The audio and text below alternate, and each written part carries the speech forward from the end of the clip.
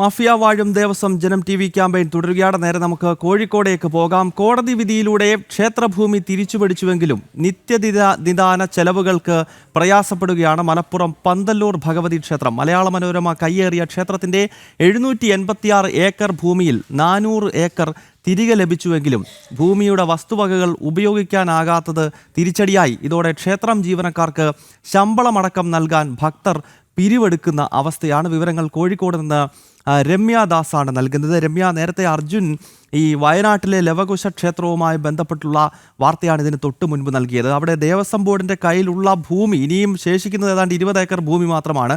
ആ ഭൂമി ഇപ്പോൾ ഇതാ ബസ് സ്റ്റാൻഡ് നിർമ്മാണത്തിനായി വിട്ടുകൊടുക്കുന്നു. അതും തുച്ഛമായ വിലയ്ക്ക് ഏക്കർ കണക്കിന് ഭൂമി വിട്ടു നൽകാൻ പോവുകയാണ്. ഇപ്പോൾ രമ്യ നൽകുന്ന ഈ വാർത്ത പന്തല്ലൂർ ക്ഷേത്രവുമായി ബന്ധപ്പെട്ട് വളരെ വിവാദമായൊരു കേസാണ്. മലയാള മനോരമ പോലെ ഒരു കമ്പനി ദേവന്റെ ഭൂമി തട്ടിയെടുത്തതുമായി ബന്ധപ്പെട്ടതാണല്ലോ. ആ കേസിൽ ഭക്തർക്ക് അനുകൂലമായി കോടതി വിധി വന്നിട്ടും എന്തുകൊണ്ട് ഈ ഭൂമി ക്ഷേത്രത്തിന് ഉപയോഗിക്കാൻ കഴിയുന്നില്ല രമ്യ?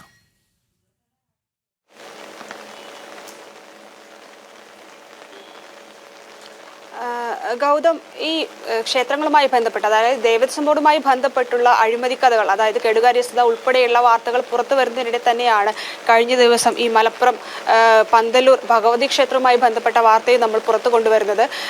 ഈ മനോരമ കുടുംബം ഈ മനോരമ കുടുംബം കയ്യേറിയ ക്ഷേത്രത്തിന്റെ ഭൂമിയാണ് 786 ഏക്കർ ഭൂമി ഉണ്ടായിരുന്നു. ഇതിൽ 400 ഏക്കർ ഒരു വർഷങ്ങളുടെ നിയമ പോരാട്ടത്തിനൊടുവിൽ തിരിച്ചു പിടിച്ചെങ്കിലും, ഭക്തർക്ക് തിരിച്ചു കിട്ടിയെങ്കിലും ഇന്നും ഈ ക്ഷേത്രവുമായി ബന്ധപ്പെട്ടുള്ള അല്ലെങ്കിൽ നിത്യ ചെലവുകൾക്കായിട്ട് ഭക്തർ പിരിവെടുക്കേണ്ട അവസ്ഥയിലുള്ള കാര്യം തന്നെയാണ് നമുക്ക് പുറത്തു വരുന്നത്. അതായത് ഈ നിത്യം നടത്തുന്ന, കാരണം ക്ഷേത്രം കഴകം ജീവനക്കാരുണ്ട്, അല്ലെങ്കിൽ ക്ഷേത്രത്തിൽ മറ്റു ജീവനക്കാരുണ്ട്, ഇവർക്കെല്ലാം ശമ്പളം കൊടുക്കുന്നതിന് വേണ്ടി ഭക്തർ പിരിവെടുക്കേണ്ട അവസ്ഥയാണ്. ക്ഷേത്രത്തിന് ഭൂമി ഇല്ലാഞ്ഞിട്ടല്ല, അതിൽ നിന്നും വരുമാനം കിട്ടാഞ്ഞിട്ടുമല്ല. പക്ഷേ ഏറ്റവും വലിയ മലബാർ ദേവസ്വം ബോർഡിന്റെ മേൽനോട്ടത്തിലാണ് ഈ പന്തല്ലൂർ ഭഗവതി ക്ഷേത്രം നിലനിൽക്കുന്നത്. ഇതിൽ ഇത്തരത്തിലൊരു ദേവസ്വം ബോർഡിന്റെ കെടുകാര്യസ്ഥതയും അഴിമതിയുമാണ് ഇതിൽ നിന്ന് നമുക്ക് മനസ്സിലാക്കാൻ കഴിയുന്നത്. ഈ മലയാള മനോരമ കയ്യേറി 60 വർഷത്തെ പാട്ടത്തിനായിരുന്നു ഈ സാമൂതിരി 1943 ഈ മനോരമ കുടുംബത്തിന് പന്തല്ലൂർ ക്ഷേത്രത്തിൽ ഉടമസ്ഥാവകാശം കൈമാറുന്നത്. എന്നാൽ ഈ ഒരു പാട്ടക്കരാർ കഴിഞ്ഞിട്ടും, കാലാവധി കഴിഞ്ഞിട്ടും ഈ മനോരമ കുടുംബം ഈ ക്ഷേത്രഭൂമി ഭക്തർക്കോ അല്ലെങ്കിൽ ഈ ക്ഷേത്ര കമ്മിറ്റിക്കോ വിട്ടു നൽകിയില്ല. തുടർന്ന് 2022 ഈ ഇതുമായി ബന്ധപ്പെട്ട് കേസ് കൊടുക്കുന്നു. ഭക്തരാണ് കേസ് കൊടുക്കുന്നത്. ഹൈക്കോടതിയിൽ കേസ് വരുന്നു. തുടർന്ന് ഏകദേശം 16 വർഷത്തോളം ഈ കേസ് നടത്തിയതിനു ശേഷമാണ് 2018 ഭക്തർക്ക് അനുകൂലമായിട്ടുള്ള വിധി വരുന്നത്. 786 ഏക്കർ ഭൂമി ഉണ്ടായിരുന്നതിൽ 400 ഏക്കർ ആയിരുന്നു ഇത്തരത്തിൽ തിരിച്ച് ക്ഷേത്രത്തിന് വിട്ടു നൽകാനുള്ള ഹൈക്കോടതി വിധി ഉണ്ടായിരുന്നത്. എന്നാൽ ഈ വിധി വന്നതിന് ശേഷം 6 വർഷം പിന്നിട്ടിട്ടും ഈ ക്ഷേത്രഭൂമിയിൽ നിന്നുള്ള വരുമാനം ഭക്തർക്കോ അല്ലെങ്കിൽ ക്ഷേത്രത്തിനോ എടുക്കാൻ കഴിയാത്ത അവസ്ഥയാണ് ഇപ്പോഴും ഉള്ളത്. കാരണം ഈ വിധി വന്നതിന് ശേഷം ഈ വിധിയുമായി ബന്ധപ്പെട്ടുള്ള ഹർജി സുപ്രീം കോടതിയിൽ മനോരമ കുടുംബം കൊടുക്കുകയാണ് ഉണ്ടായത്.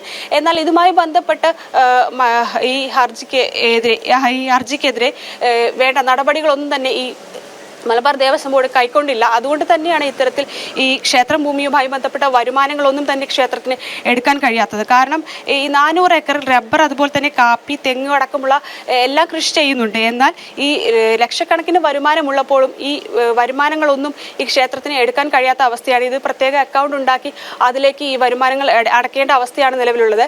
അതുകൊണ്ട് തന്നെയാണ് നിലവിൽ ഈ ഇതുപോലെ തന്നെ കഴകം ജീവനക്കാർ ഉൾപ്പെടെയുള്ളവർക്ക് ശമ്പളം കൊടുക്കാൻ ഈ ഭക്തർ ഉൾപ്പെടെ ഇപ്പോൾ പിരിവ് നടത്തേണ്ട അവസ്ഥയുള്ളത്. ഇതുമായി ബന്ധപ്പെട്ടുള്ള വാർത്തകളാണ് കഴിഞ്ഞ ദിവസങ്ങളിലാണ് നമ്മൾ ഇതുമായി ബന്ധപ്പെട്ടുള്ള വാർത്തകളെല്ലാം പുറത്തുവിട്ടത്.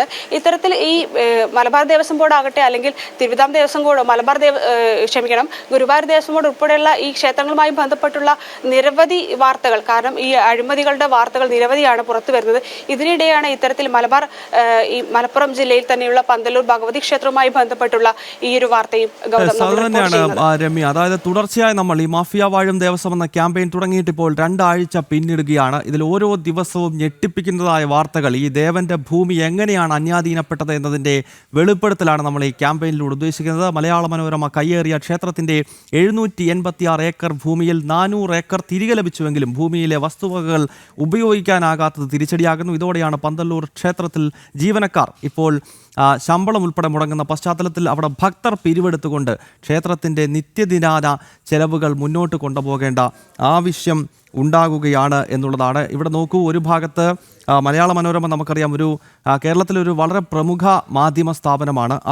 അവരുടെ കുടുംബമാണ് ഇത്തരത്തിൽ ക്ഷേത്രഭൂമി തട്ടിയെടുത്തതുമായി ബന്ധപ്പെട്ട് ഇപ്പോൾ നമുക്കറിയാം മറ്റൊരു ചാനൽ, ആ ചാനലിൻ്റെ മുതലാളി തന്നെ മരംവെട്ട് കേസിലെ പ്രതിയാണ്. അപ്പോൾ മാധ്യമ പ്രവർത്തനം എന്ന് പറയുന്നത് ഏറ്റവും ധാർമ്മികമായി ചെയ്യേണ്ടത്, അല്ലെങ്കിൽ ജനാധിപത്യത്തിൻ്റെ 4ാമത്തെ പില്ലർ എന്ന് അറിയപ്പെടുന്ന ഒന്നാണ്. പക്ഷേ അതുമായി ബന്ധപ്പെട്ട് നിൽക്കുന്നവർ തന്നെ ഇത്തരത്തിലുള്ള ഭൂമി കുംഭകോണത്തിലും മരംവെട്ട് കേസിലുമൊക്കെ പ്രതി ചേർക്കപ്പെടുന്നു എന്ന കാര്യം കൂടി നമ്മൾ ഈ ഘട്ടത്തിൽ ഓർക്കേണ്ടതുണ്ട്.